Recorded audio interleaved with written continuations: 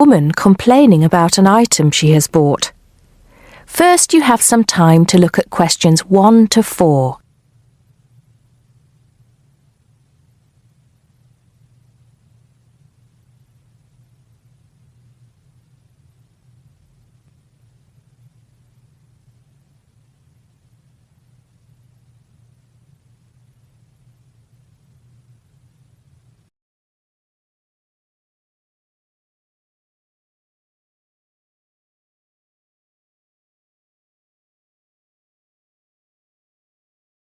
Now we shall begin.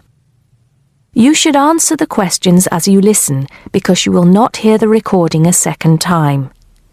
Listen carefully and answer questions 1 to 4. Smart Electricals, Mike speaking. How may I help you today? Good morning. I'm calling to complain about an item I recently purchased from your company. I'm not happy with it. Oh, I'm really sorry to hear that. I'll take you through the company's complaints procedure. I'll need to retrieve your files from our records so that we can discuss the problem properly and find a solution. I'll need to take some details from you first. Is that okay? Okay, but I don't have a lot of time. Will it take long? Not long, madam. Can I first take your name? Yes, it's Susan Yorke. Y-O-R-K-E. Okay. Can I have the address, please? Yes, it's Flat 1, 25 Alpine Avenue. That's A-L-P-I-N-E Avenue, Harchester. The postcode is HA6 5LD. Okay. Next. Could you give me your telephone number? Preferably one that we can call you on during normal working hours. Well, the home one is 01734 525 268. But you're only likely to catch me on that number in the evenings. I usually have my mobile phone with me during the day, though. It's probably best to take that number then. All right.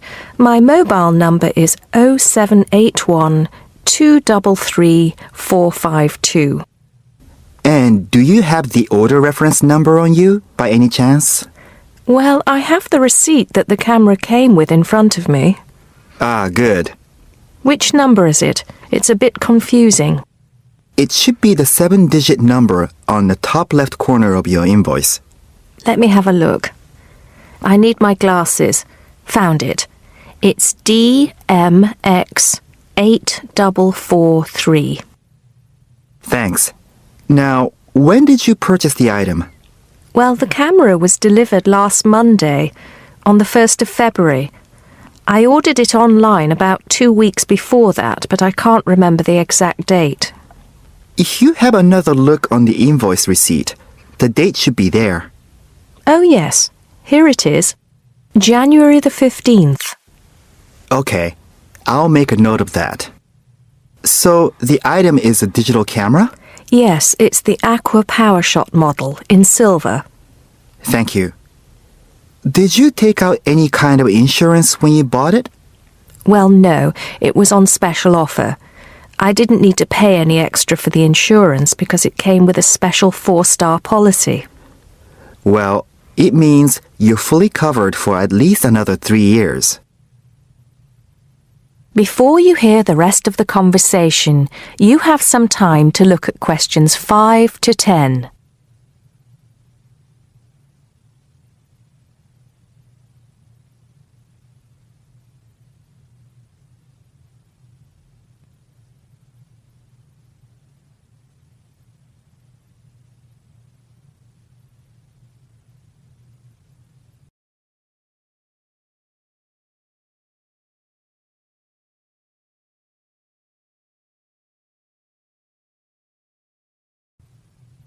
Now listen and answer questions 5 to 10.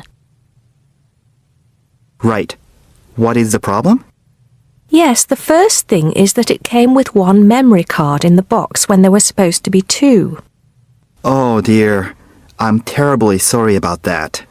It must have been an oversight in the packing department. I can do something about that straight away and get one sent out to you. Well, that's not the only thing. I bought it as a present for my niece because she loves swimming.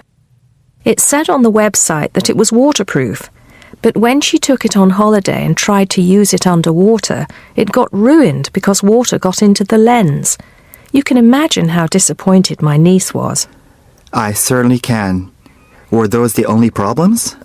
No, there was one other thing. It came with a case to protect it. When I opened the box to take the case out, I saw that it had a big scratch on it. We're really sorry about that. I can offer to have the camera repaired for you. In the event that it can't be repaired, we'll send you a replacement. I don't think so. Seeing as it was faulty in the first place, I wouldn't want another one. I think I'd rather have my money back. Can I get a refund? Yes, of course. If you send it back to customer services, I'll make sure it's dealt with. Thank you very much. That is the end of section 1. You now have half a minute to check your answers.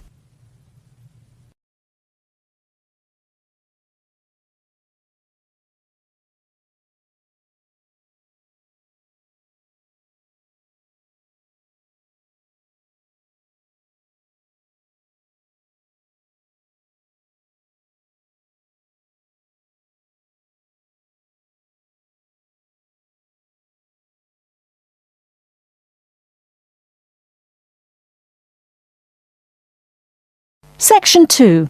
You will hear a woman asking a shop assistant about DVD players. First, you have some time to look at questions 11 to 14.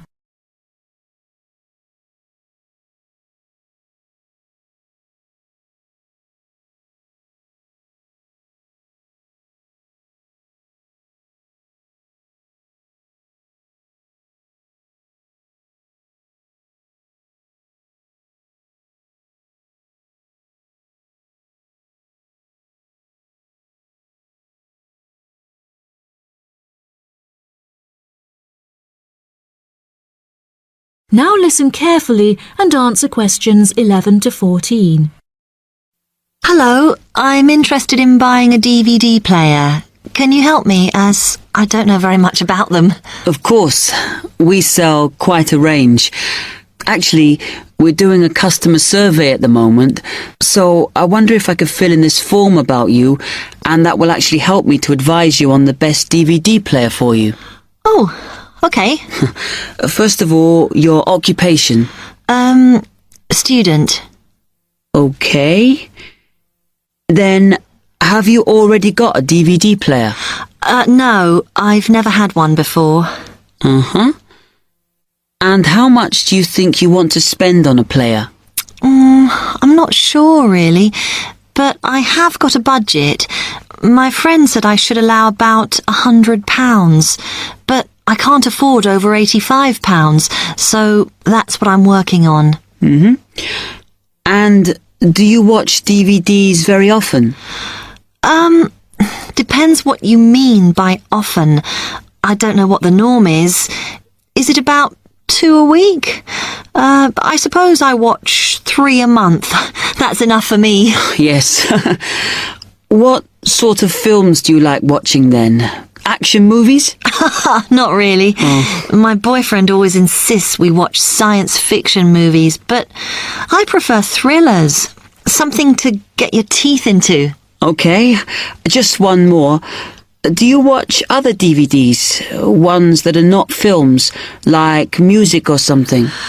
Not much, because I don't want to spend the money on something I can watch on TV, but I occasionally rent out comedy programs, and I fight with my boyfriend over all the sports DVDs he watches. Before you hear the rest of the programme, you have some time to look at questions 15 to 20.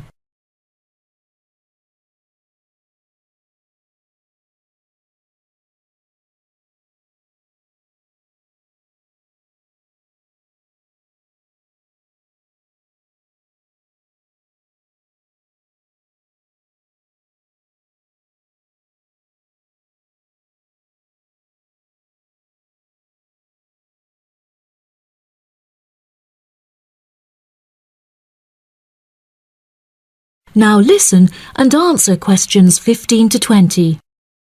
OK, let me explain a bit to you about the DVD players that are in your price range. First, there's the DB30, which has only got basic features, but it is a bargain at £69. Now, all the DVDs come with an after-sales service that starts when the guarantee runs out. As it's so cheap, the DB30 comes with a limited after-sales service, as it only includes parts. You would have to pay for most of the repair. Seems okay. Then, a slight grade up from that is the XL643. This comes with an additional feature in that it has an extra button allowing you to record. That's quite useful. Oh, yes. That would mean spending less on DVDs to watch. Yes, so you'd make the extra money back on it that it costs. Let me see how much it is. Yes, that one's actually reduced at the moment from £79 to £71.99. Oh. I think it's worth the extra myself. And is that the same level of after-sales service as the other one? Well, you get a bit more for your money because what we're offering is a discount on labour. So you don't pay the full price if you have to call an engineer out. I see. Then the last one is this Tri-X24. It's a very good player, and you can use it to listen to your CDs as well as watch DVDs. It looks nice, but I bet it's expensive. No, it's not top of the range. Let's see. Yes, it's £94.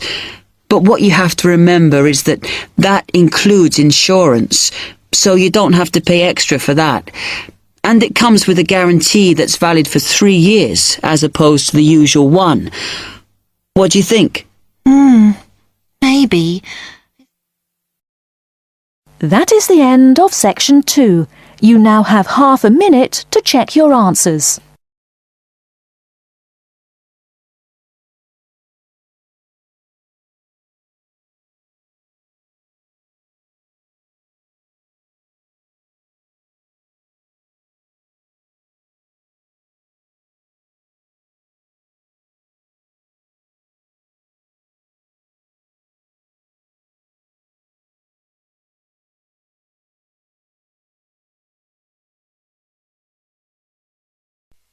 Now turns to Part 3. Part 3. You will hear a conversation between a student, Dave, and his tutor about a project that Dave has done about work placements. First, you have some time to look at questions 21 to 25.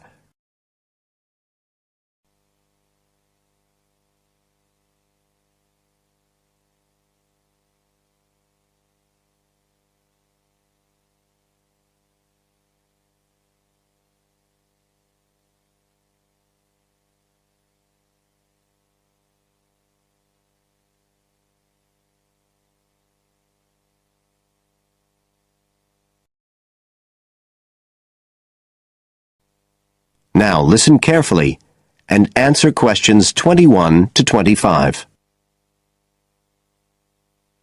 Good afternoon, Dave. Come on in and take a seat. Hi, Dr. Green. Thanks. Oh, hang on a minute.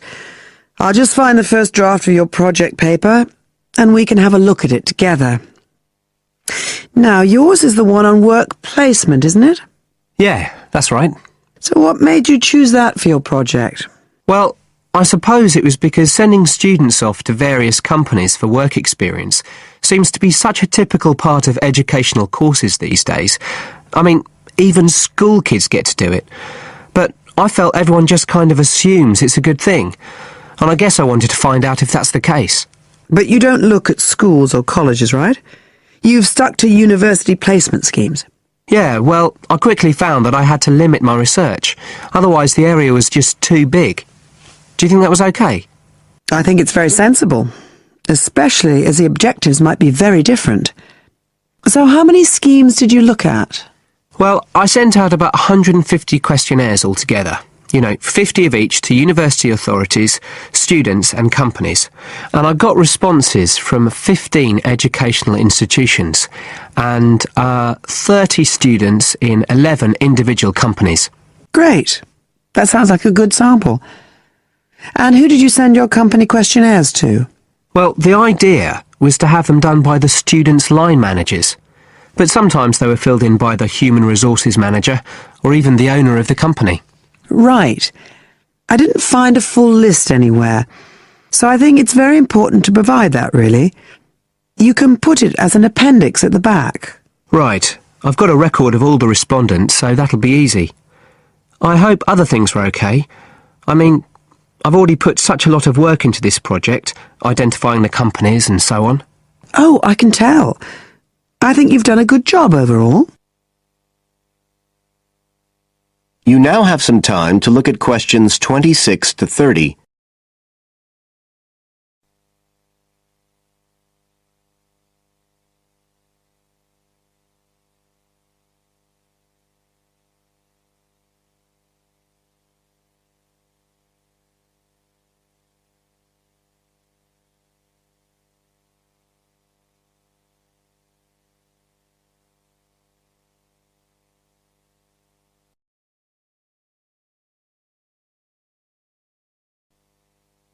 Now listen and answer questions 26 to 30. I thought your questionnaires were excellent, and you'd obviously done lots of background reading. But there were a few problems with the introduction. First of all, I think you need to make some slight changes to the organisation of your information there. At present, it's a bit confused. OK. What did you have in mind? Well, you write quite a bit about work placement in general, but you never explain what you mean by the term. So you think I should give a definition? Exactly. And the introduction is the place to do it. And then, look, you start talking about what's been written on the topic, but it's all a bit mixed up with your own project. So do you think it would be better to have two sections there? Like a survey of the literature as the introduction, and then a separate section on the aims of my research? I do. You can include your methods for collecting data in the second section too. It will be much clearer for your reader. Establish the background first, then how your work relates to it. It would flow quite nicely then. Yes, I see what you mean. Anyway, moving on. I like the way you've grouped your findings into 3 main topic areas. Well, it became very obvious from the questionnaires that the preparation stage was really important for the whole scheme to work. So I had to look at that first. And I found a huge variation between the different institutions, as you saw. I was wondering if you could give a summary at the end of this stage of what you consider to be the best practice you found. I think that would be very helpful. Right, I'll just make a note of that.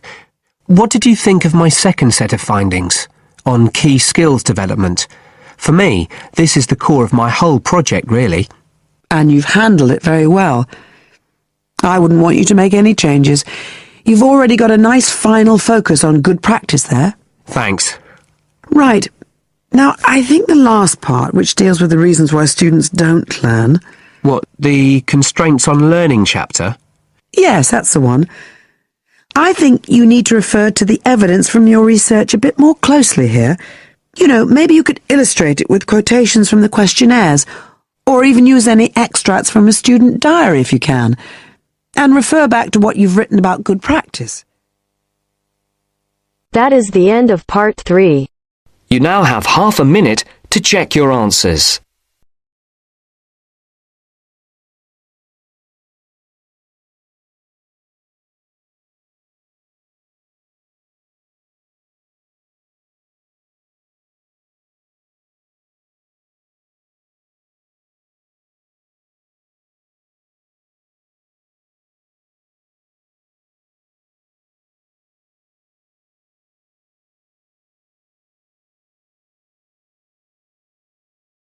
Now turn to section 4. In this section, you'll hear a conversation between a tutor and a student about the strategies of note-taking. First, you have some time to look at questions 31 to 40.